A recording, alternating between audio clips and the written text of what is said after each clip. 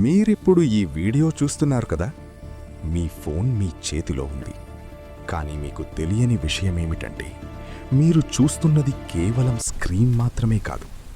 ఆ స్క్రీన్ అవతలి వైపు నుండి వేల మైళ్ళ దూరంలో ఉన్న ఒక అదృశ్య కన్ను మిమ్మల్ని గమనిస్తోంది. మీ మెసేజ్లు, మీ కాల్స్, మీ లొకేషన్ అన్నీ గాలిలో కలిసిపోతున్న సంకేతాలు. ఆ సంకేతాలను పట్టుకోవడానికి చైనా ఒక భారీ సిగ్నల్ ఇంటెలిజెన్స్ నెట్వర్క్ను సృష్టించింది. ఇది యుద్ధం కాదు, కానీ యుద్ధం కంటే భయంకరమైనది. మనం పడుకున్నా, మేల్కొన్నా వాళ్ళు మనల్ని వింటున్నారు, వాళ్ళు మనల్ని చూస్తున్నారు. చైనా వేసిన ఈ అదృశ్య వల ఏమిటి? మనం తెలియకుండానే వాళ్ళకి ఎలా దొరికిపోతున్నాం? ఈరోజు ఈ మిస్టరీని ఛేదిద్దాం. అదృశ్య గూఢచారి సిగ్నల్ ఇంటెలిజెన్స్ అంటే ఏమిటి?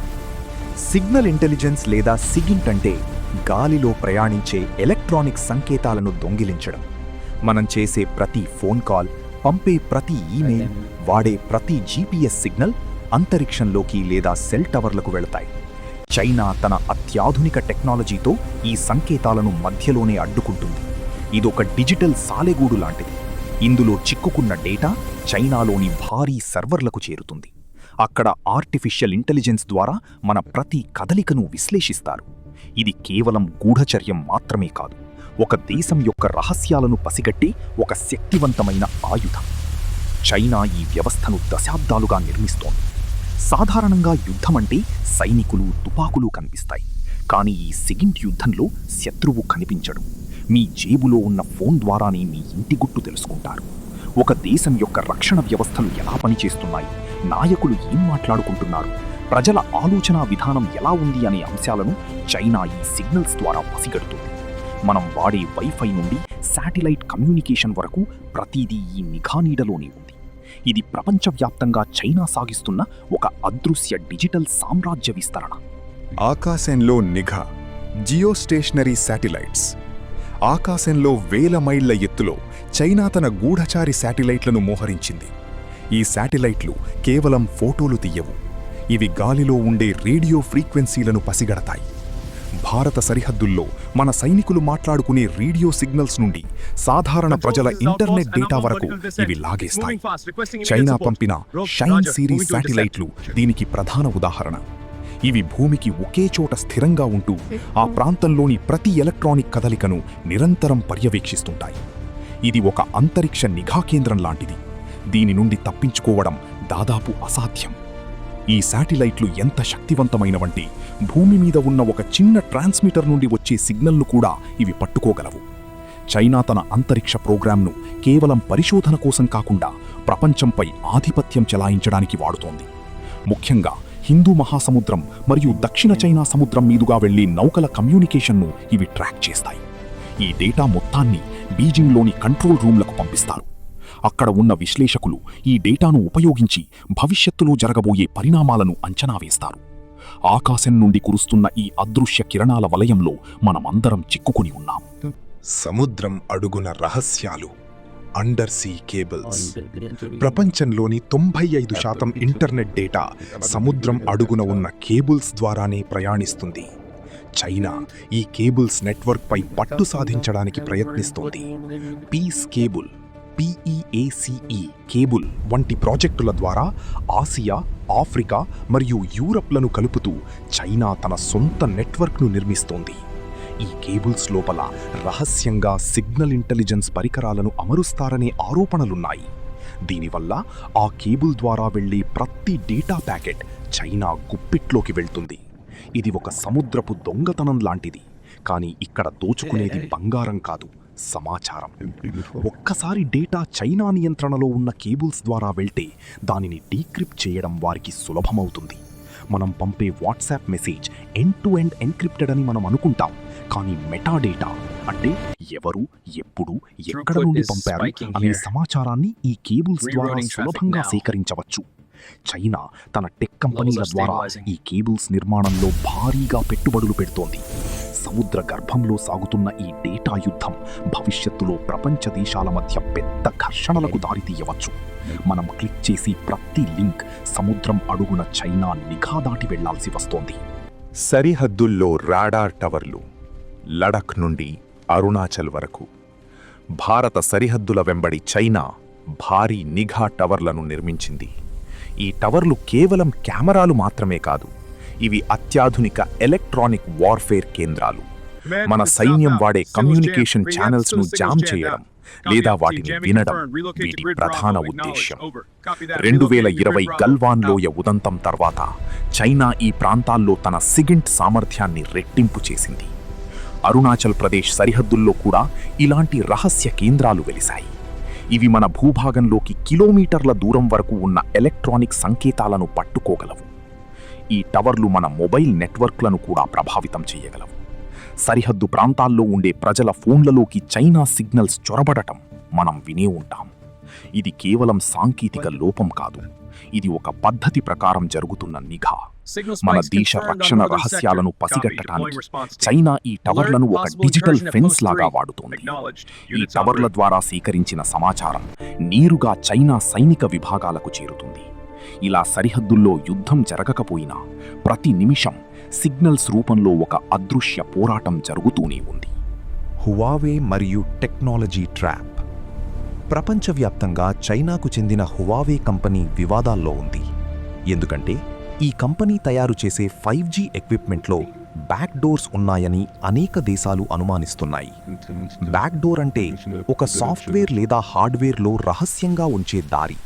దీని ద్వారా చైనా ప్రభుత్వం డేటాను దొంగిలించవచ్చు. మనం వాడే రూటర్లు, టవర్లలో ఉండే పరికరాలు చైనావే అయితే మన ప్రైవసీకి అర్థం లేదు. అందుకే అమెరికా, బ్రిటన్ వంటి దేశాలు హువావేను నిషేధించాయి. కానీ ఇప్పటికీ అనేక అభివృద్ధి చెందుతున్న దేశాల్లో ఈ టెక్నాలజీ విస్తరిస్తోంది. ఈ టెక్నాలజీ ట్రాప్ చాలా ప్రమాదకరమైనది. చైనా తక్కువ ధరకి టెక్ పరికరాలను అందిస్తుంది, కానీ దాని వెనక ఉన్న అసలు ఖరీదు మన వ్యక్తిగత సమాచారం. ఒకసారి ఒక దేశం యొక్క కమ్యూనికేషన్ వ్యవస్థలో చైనా పరికరాలు భాగమైతే ఆ దేశాన్ని డిజిటల్ పరంగా లొంగదీసుకోవడం చైనాకు సులభమవుతుంది. స్మార్ట్ సిటీలు, క్లౌడ్ కంప్యూటింగ్ పేరుతో చైనా గ్లోబల్ డేటా బ్యాంక్ను నిర్మిస్తోంది. మన ఇంట్లో ఉండే స్మార్ట్ డివైజ్ల నుండి ఆఫీసులో ఉండే సర్వర్ల వరకు చైనా టెక్నాలజీ ఉంటే మనం తెలియకుండానే మన రహస్యాలను వారికి అప్పగిస్తున్నట్టే. హ్యాకింగ్ గ్రూప్స్, ప్రభుత్వ అండతో సైబర్ దాడులు. చైనాలో APT41 లేదా టికెట్ గ్రూప్ వంటి అనేక హ్యాకింగ్ గ్రూప్స్ ఉన్నాయి. వీరికి చైనా ప్రభుత్వమే నిధులు సమకూరుస్తుంది.